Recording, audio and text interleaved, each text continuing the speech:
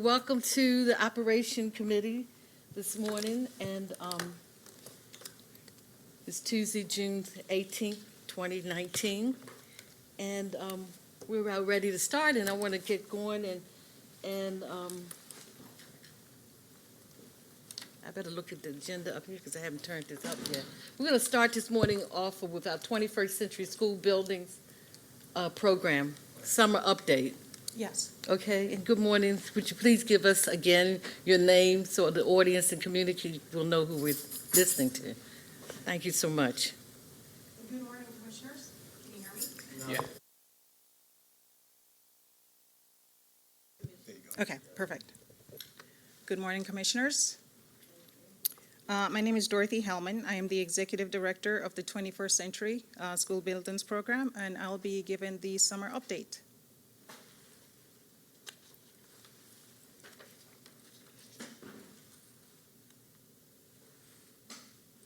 The agenda is as noted. We'll be discussing year 1 and 2 schools. We'll be talking about the project progress. In addition to that, we'll be talking about the swing space relocation, the schedule and transportation update. We'll be talking about local hiring, partnering with Urban Alliance, and then we'll complete the presentation with upcoming events.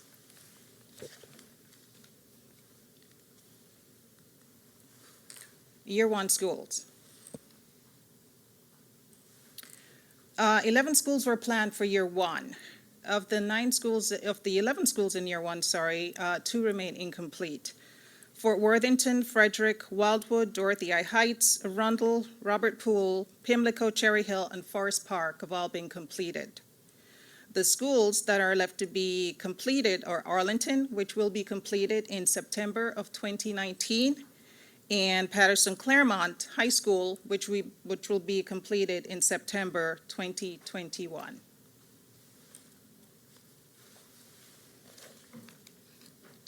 From there, we go to year 2 schools. There are 17 schools in year 2.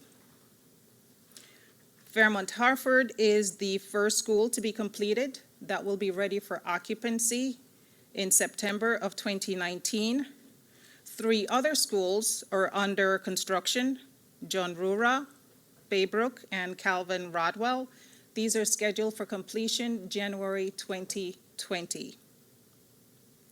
The next 5 schools are in pre-construction. They are undergoing some pricing revisions because the GMP numbers are in, and the construction is scheduled to start this summer.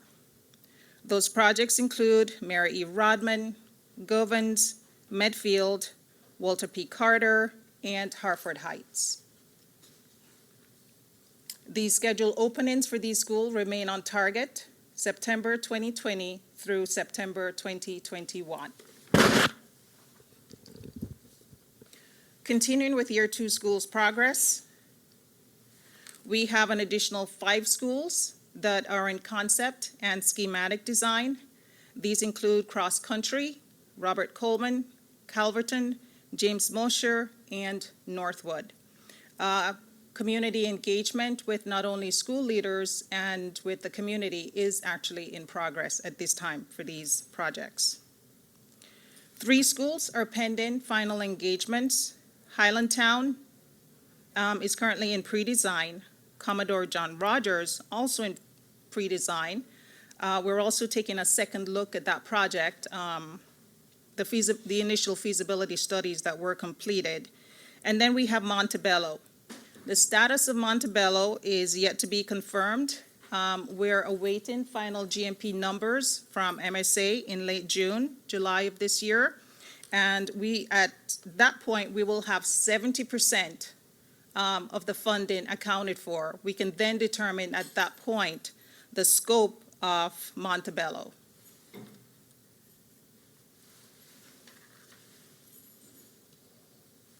Local hiring.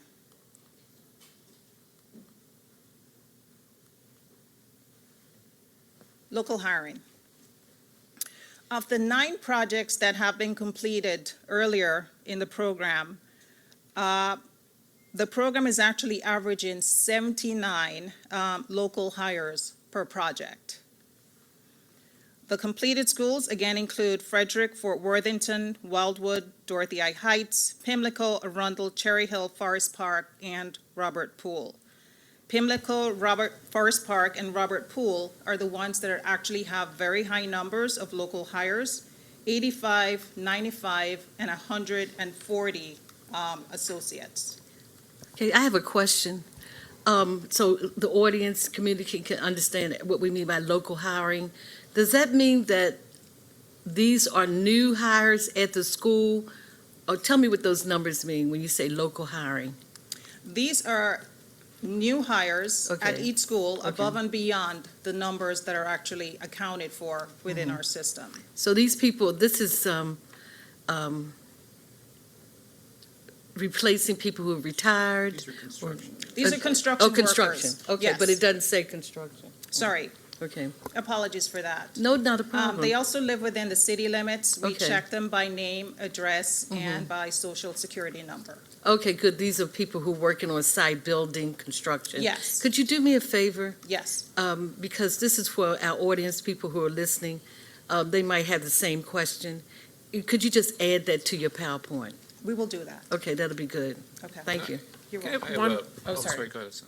Just a clarifying question. When you identify new local hires, that's new to that school program? Is it possible that some of these people were hired, they worked on Forest Park and now they're working on, Well, the sys- Arlington?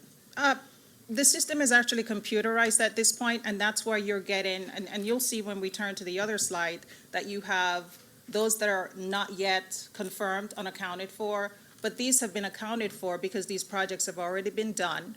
They've already gone over, they've kind of revised, they've kind of reviewed all the names and addresses, and they've confirmed that these are new hires. So these So- are confirmed. They're not duplications. They're So not if they work on duplications. multiple jobs, because some people do, they're only getting counted once. as a new- Correct. Okay, Correct. that's not true? Okay, Yeah. come on.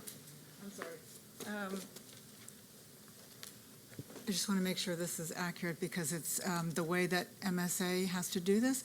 If an individual works on, let's say, Forest Park, and then goes to work on Robert Poole, if the contractor on Robert Poole cannot count that individual as a new local hire for their project, they don't get credit for them then under the requirements of their contract where they have to meet a certain percentage. So they would have, so if, let's say, the same contractor went from one school to another, if they had to then not be allowed to count that same person as a new hire for the next project, they'd have to fire them and get another person to fill that slot, or they wouldn't meet their requirements. So part of what we want to do is not only to put people to work, but to keep them at work on the long term. And so for them to be able to continue going from project to project, as they go to a new project, they are counted as a new local hire. So in essence, they're only counted once. No, they're twice. counted more than once. They're counted for each school they work on as a new local hire. Otherwise, they would have to, the dilemma was that the contractor would have to fire that person and then bring a new person on for the next job. And there would be no longevity to the employment that they could offer that person.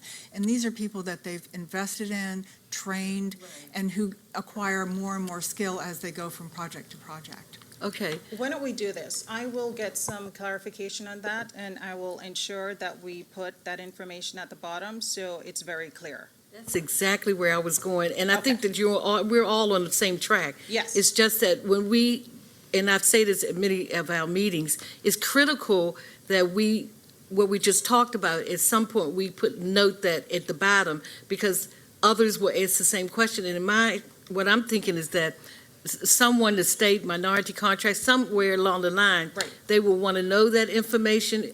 If we're hiring local and all the information, you're doing it, but need to add to it somewhere in the reference or wherever you put it. Okay. Okay, Madam once, Chair? two things, Okay, go ahead. Commissioner.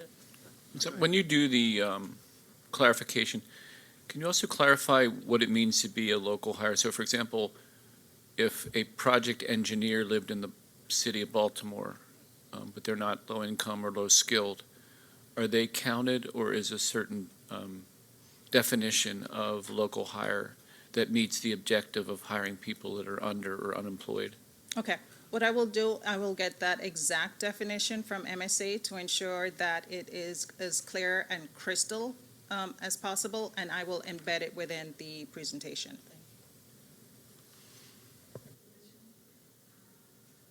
Well, I guess maybe my fellow commissioners understand this a lot better than I do, but I'm thoroughly confused. So if somebody comes in, works for one school, I could see the whole thesis behind keeping continuity in terms of talent. Correct. But why would they say you're new when you're not new, and why does it matter? I think, as I understood, Sherry, for part of the impetus for, part of the support for having a 21st century buildings program was local hiring. That was a large part of the conversation about ensuring that there was an increase in local hiring. So there's a local hiring contract requirement on all the everybody who's working on a 21st century program. And so I think the challenge with those kinds of requirements is often how you're going to count it. And I think what Sherry's saying is that, I know that it's true that with all these projects, the same contractors are working on all these projects. They do, the drywall on Forest Park, and then they go do the drywall on Arlington, whatever. We're using the same contractors to do some of the same work. Right. And once they hire an extra person to do drywalling on Forest Park, there's a good chance they're also going to use that same person on Arlington. Now, the challenge would be you want, and that's why I was asking the question, is you want to know a genuine count of how many new jobs this created. It is a little bit hard to do that in the construction industry because jobs are short term in the construction industry. People aren't hired permanently to these crews necessarily. They're hired for this project and then that job ends and then they don't have a job anymore. I think what Sherry is flagging and the rationale behind the way MSA is counting it is they're because each school has, and each contractor and subcontractor has a local hiring requirement, if we required them to hire discreetly new people every time, the challenge is you would just be creating a lot of churn. You wouldn't necessarily really be creating long-term work experiences for individuals. I would hire you for this one project, then because I need another local hire, I hire Andy for the next project, and so you've lost your job. And we've lost experience, so it's going to cost us more to train you. And you've only gotten a very short-term work experience. Now Andy's gotten a job, but this is the complexity of this kind of local hiring is really important, but it is hard to do on a multi-project initiative like this to ensure that you're both hiring local people, but at the same time that you're creating new jobs. And so I think one thing, I think one question is whether there should be also a discrete, a local hire count that shows discretely new hires, people who were hired. Above and beyond the local count, the people that Well, have first been identified. This is unofficial local new hires for active schools, but how many of those, when you take out the repeats, how Right. many of those people? How many are actually real new hires within the city? I You're correct. I imagine that this has been set up and is in documents that are 2 years old in terms of how this is done, but I think on Allison's point, it's probably useful to know how many are rehires versus new hires so that you're getting that continuity of work. Okay. So you get a sense of true how many new hires there are and how many of those new hires are being rehired. It's useful information to get a sense of whether that progression is existing. I don't know if that's even possible because you said it's all set up by computers, but Yeah, It's- but we will be able to track it by names. okay. We do have the names in our systems, because they do have to pass a background check, so we do have that information. Okay. So we will get that clarified.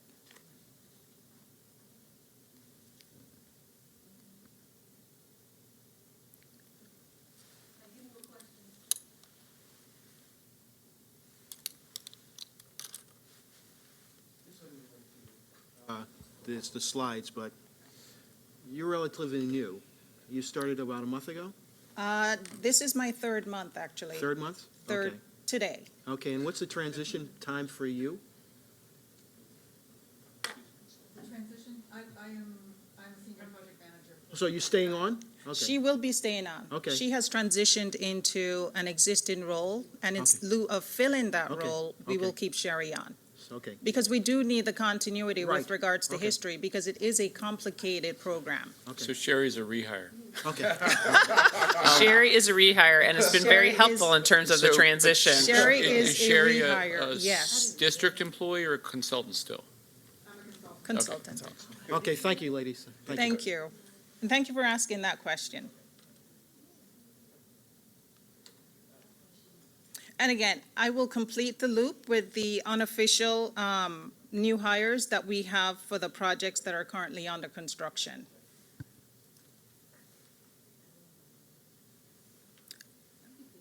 Okay. I also wanted to talk about the partnership between 21st Century and the Urban Alliance, the CTE internship program. That program started in 2017. We're in the third year of the program. I need to wear my glasses. Oh, sorry, it's at the end, at the bottom. Yes, can you see that? Okay, Urban Alliance, okay. We're in the third year of the program. During the first year in 2017, we started with 4 students. In 2018, we had another 4 students apply. And this year, we have 8 students that are within the program. The program runs from March to August during the summer months.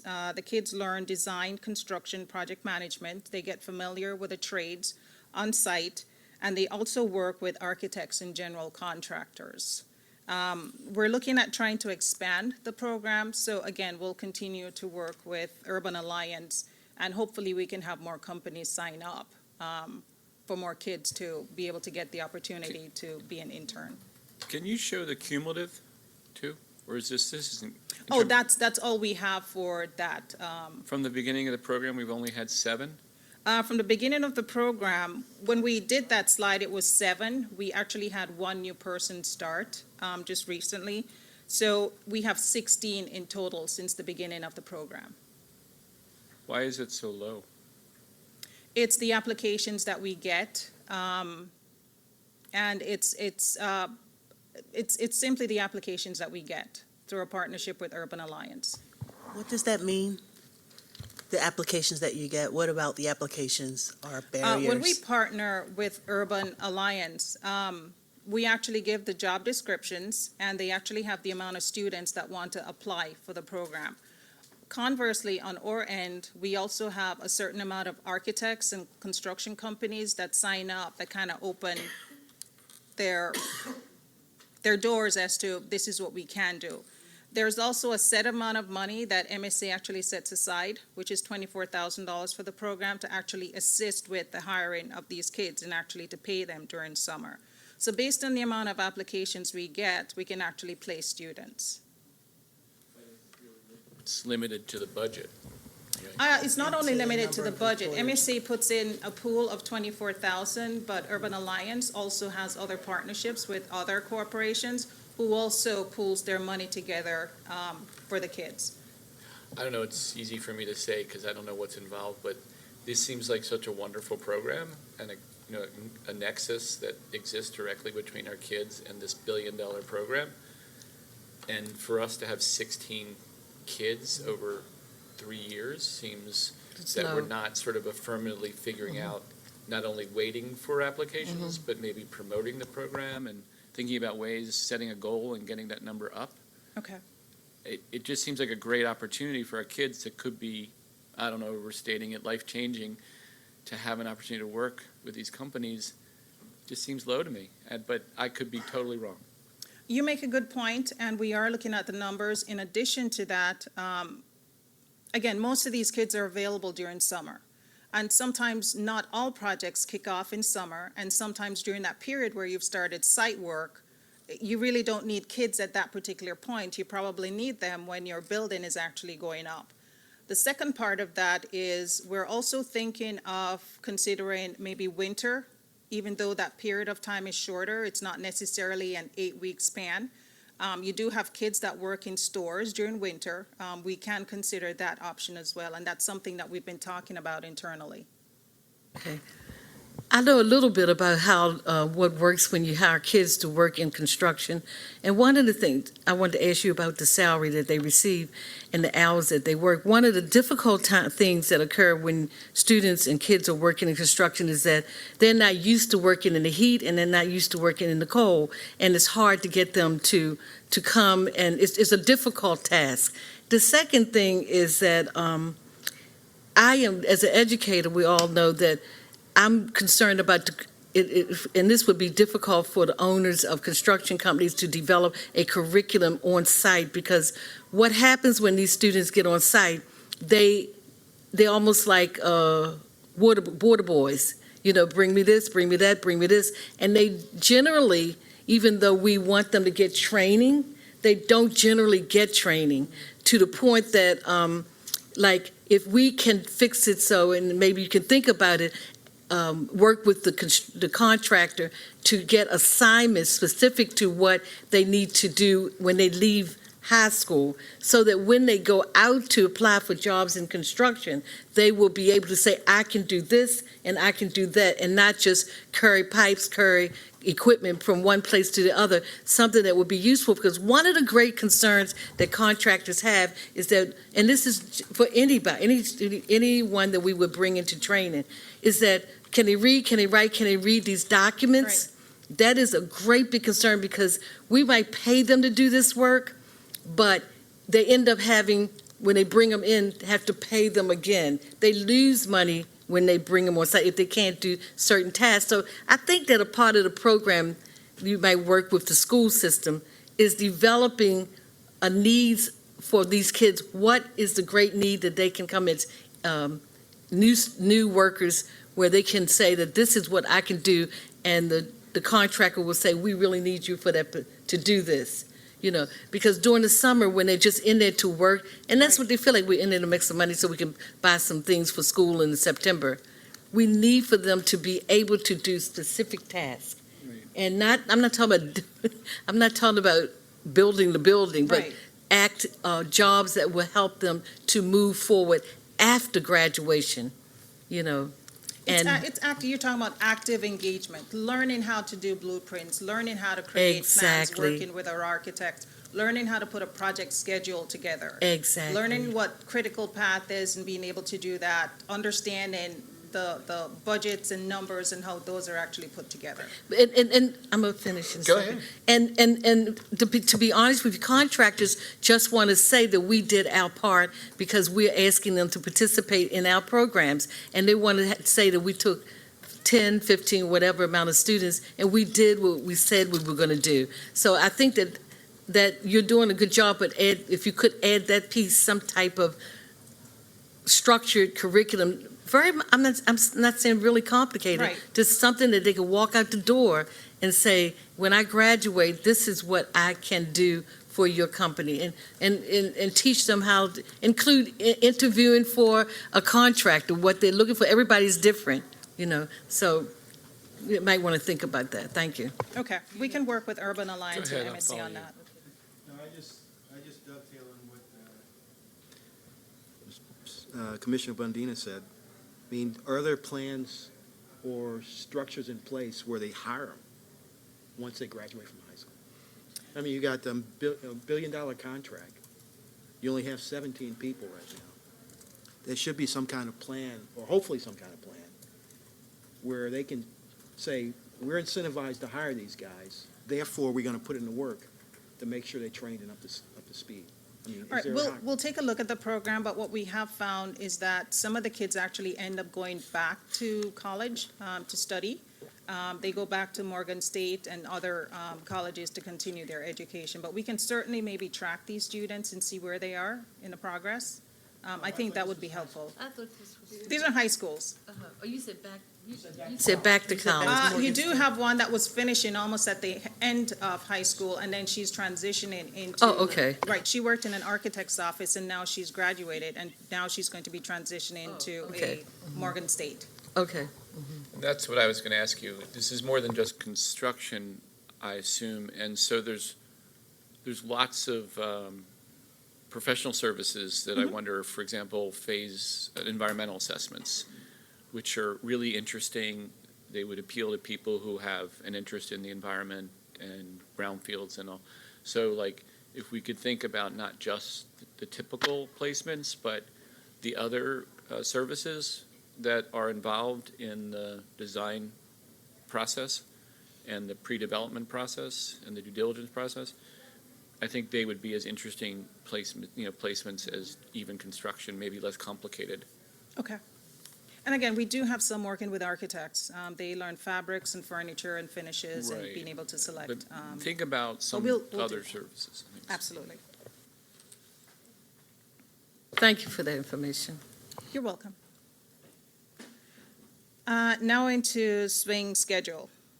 We currently have 5 schools that are in temporary locations while under construction in swing spaces. Arlington and Fairmont, currently in swing spaces at Garrison and Lake Clifton. They'll be moving out between August the 5th and August the 16th to their permanent locations. Baybrook, Calvin Rodwell, and John Rura, they'll be moving out in December to their permanent locations where school will start in January of 2020. Most of the schools right now are going through purging, kind of going through some of the old things that they have in their offices and schools, disposing of old items, and they're actually in the process of packing to actually get into their new schools.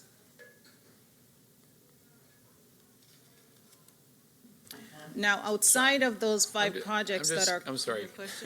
that's okay. Going back to CTE, so when we're making suggestions, are those things that you are going to follow up on, like potentially other services other than architecture, just to see if in fact you could get placements? Yes? Yes, we will. Okay, okay, So it's not only because normally we pick the low-hanging fruit. yeah, We go to our architects and we go to our contractors. But then working with our architects, you also have a load of other consultants that you work with. You actually have civil engineers, you have mechanical engineers, electrical engineers, you do have environmentalists as well. right, So, and you do have interior designers. So yes, I think, I've taken what you've said. okay, But we're not only going to stick to the low-hanging fruit, I think we're now going to expand that to see if we can get other consulting companies to actually sign on as well. okay, thanks.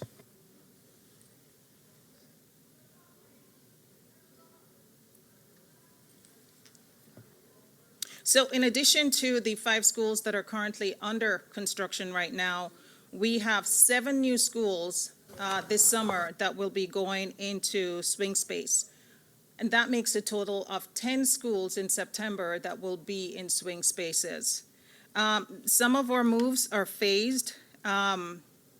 Medfield and James Mosher, for example, they'll be moving in, there are 2-phase moves. They'll start in January and then they'll end in July or early August. And then you have some of our other schools that will be sharing sites like Govans and Medfield, who's going to be at Chinquapin. These guys will be relocated in August of this year as well. Cross Country, Harford Heights, Walter P. Carter, and Robert Coleman are other schools that will be going into swing spaces this summer. Right address for Garrison? Garrison, This is 3705. 3705 West Rogers Avenue. Is that the right address? I thought Garrison was on Barrington.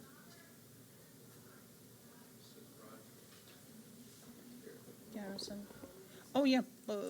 Yeah, we're showing 2 addresses for Garrison, actually. We're showing 3910 Barrington Road, and we're also showing 3705 West Rogers. Okay, so that's an error that we need to. Okay. Okay. We will correct that one.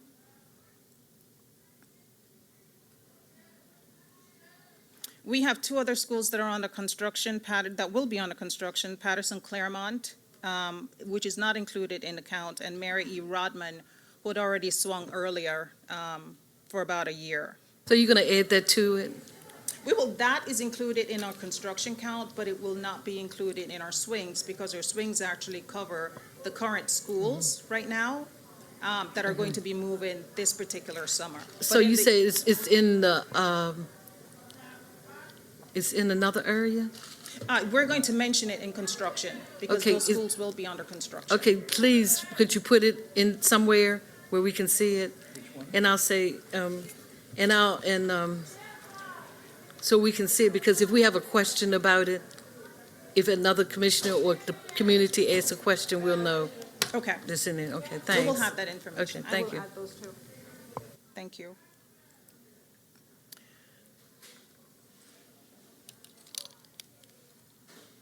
I think the kids, they're actually looking at art on the outside.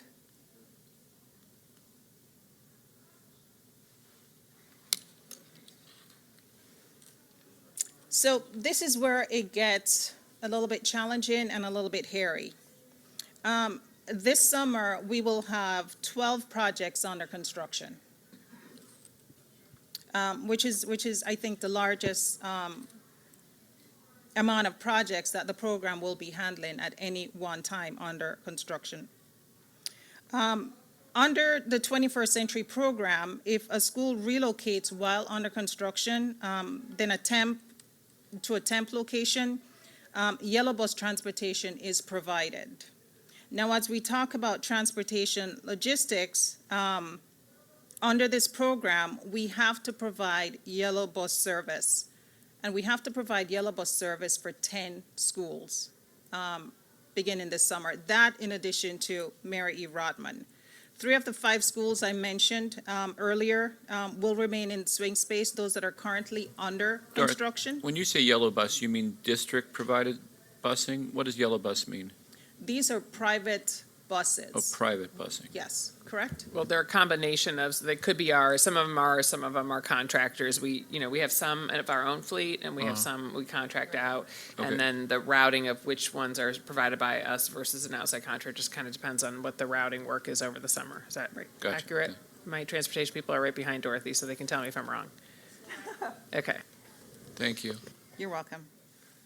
So outside of the 3 schools that are going to continue in swing, we have 7 additional schools moving into swing. James Mosher, Govans, Medfield, Hartford Heights, Cross Country, Robert Coleman, and Walter P. Carter, and they will need transportation beginning in September 2019. In coordination with transportation, 21st Century is finalizing school bell schedules. We're doing corner-to-corner routes, and we're also looking at student yellow bus assignments. So for the entire program, it is going to be a busy summer. So when we say yellow bus, 100% of the students who are relocated are receiving the service? Is that what we mean? Under the program, they're entitled to it, yes. So everybody in the school in Mosher who's moving to Garrison, all students are eligible for yellow bus corner to corner? Under the program, yes. Well, you say under the program, the answer is yes. Yes, it is Okay. yes. Thanks. Gotcha. Any other questions? No, sorry.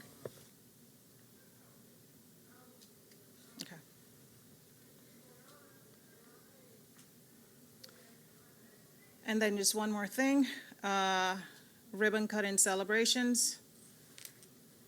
Arlington Elementary, their next 2 schools are going to be delivered in September. Arlington Elementary will be delivered, and it will have its ribbon cutting celebration Wednesday, August the 28th at 10:30 a.m. And the Reach Partnership will have their ribbon cutting celebration a day later at 10 o'clock in the morning.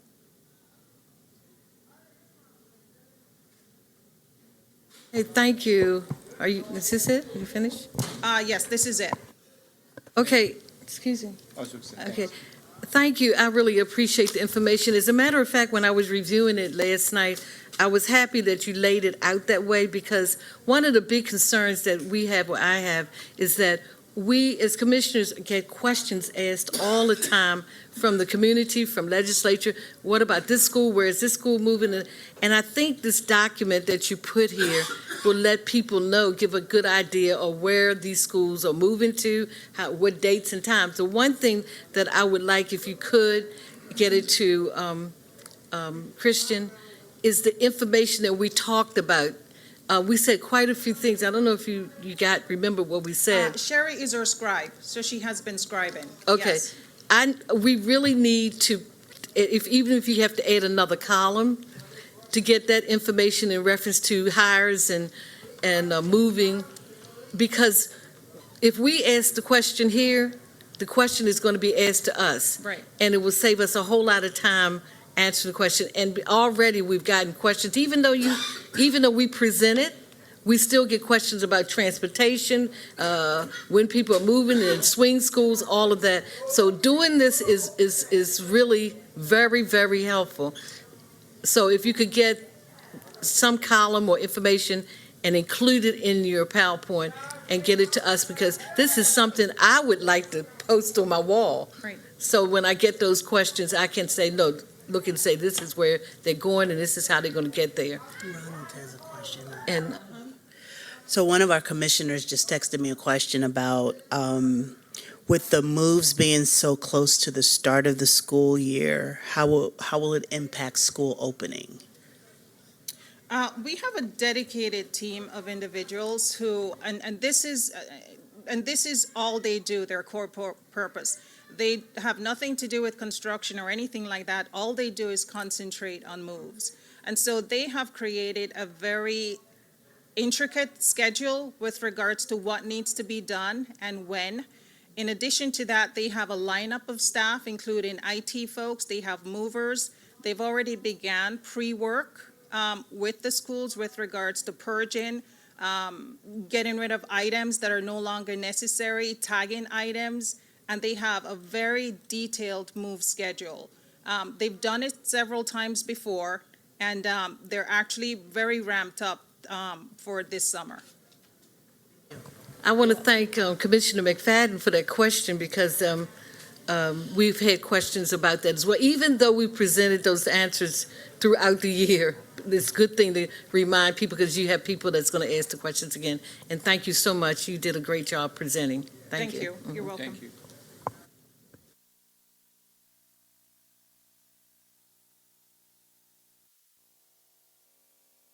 Okay, thank you. Okay, next, proposed SY 1920 Operation Committee calendar. Are they here?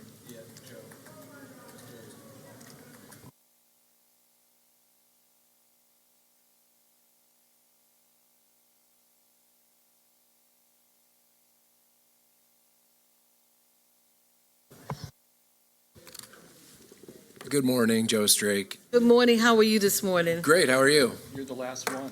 I am. So this is the draft operations calendar, which was weighed in by all chiefs. It's very similar to the one from last year. One of the notable additions is in our budget update for October 15th, 2019. We'll be specifically talking about the ongoing issue of the undercounting of schools with immigrant populations. Other than that, it's very similar to this year, because all of these issues kind of change yearly.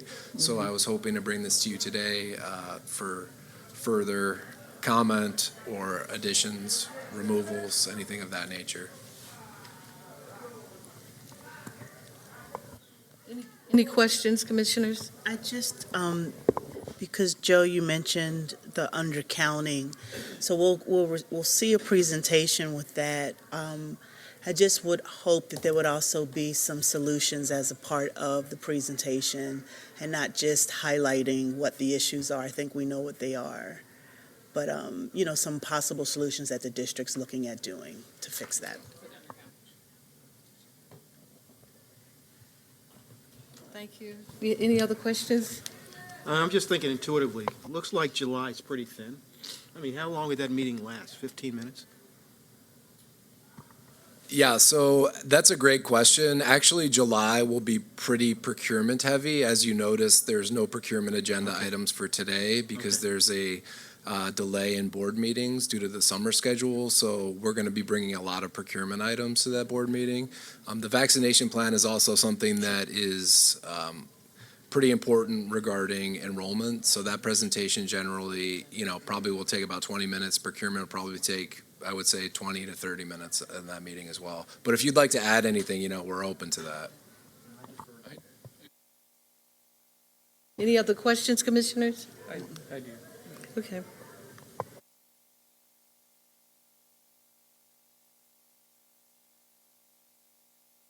Dr. Washington.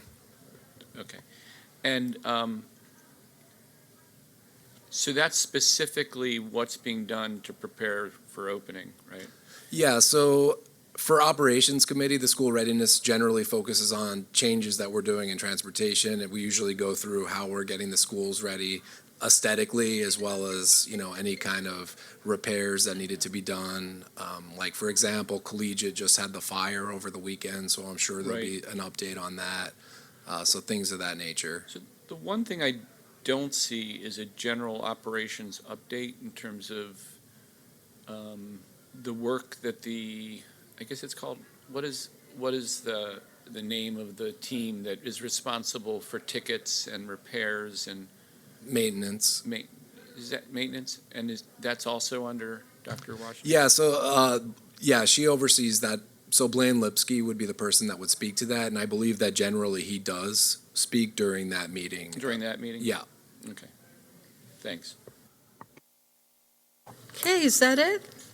I think so. Thank you so much. All right, thank you. And everybody we won't see you again until, the next meeting is not until July 16th, 2019. Okay?